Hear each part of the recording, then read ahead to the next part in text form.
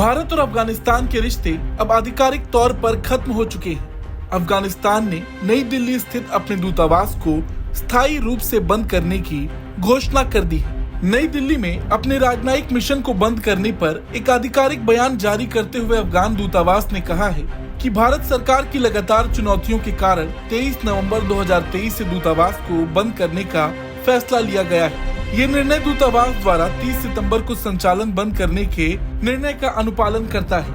ये कदम इस उम्मीद में उठाया गया था कि मिशन को सामान्य रूप से संचालित करने के लिए भारत सरकार का रुख अनुकूल रूप से बदल जाएगा। ये संज्ञानात्मक है कि कुछ लोग इस कदम को आंतरिक संघर्ष के रूप में लेबल करने का प्रयास कर सकते हैं, जिसमें कहा जा सकता है कि राजनयिकों ने तालिबान के प्रति निष्ठा बदल दी है, लेकिन यह निर्णय नीति और हितों में व्यापक बदलाव का परिणाम है। दुर्भाग्य से 8 सप्ताह के इंतजार के बावजूद राजनयिकों के लिए वीजा विस्तार और भारत सरकार के आचरण में बदलाव के उद्देश्यों को साकार नहीं किया गया। नियंत्रण छोड़ने के लिए तालिबान और भारत सरकार दोनों के लगातार दबाव को देखते हुए दूतावास को एक कठिन विकल्प का सामना करना पड़ा।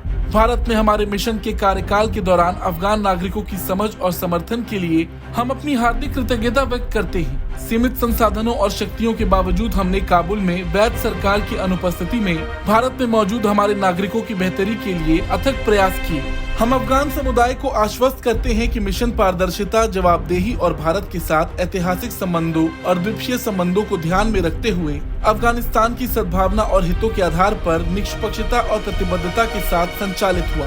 बता दें, इससे पहले 30 सितंबर को अफगानिस्तान दूतावास ने एक बयान में कहा था कि वो मेजबान सरकार से अपेक्षित समर्थन नहीं मिलने, संसाधनों और कार्मिकों की कमी के कारण अफगानिस्तान के सर्वोत्तम हितों की सेवा करने में अपेक्षाओं को पूरा करने में सफल नहीं हो रहा, इसलिए 1 अक्टूबर से अपना परिचालन बंद कर रहा है।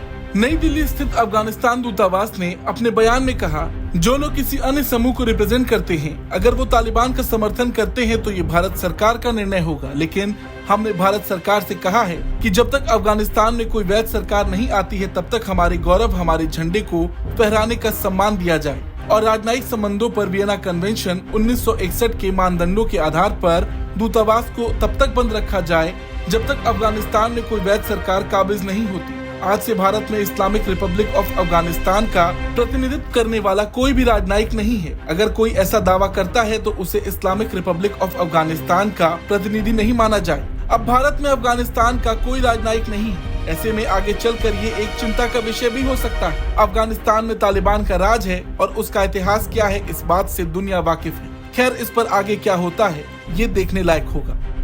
ब्यूरो रिपोर्ट, भारत तक।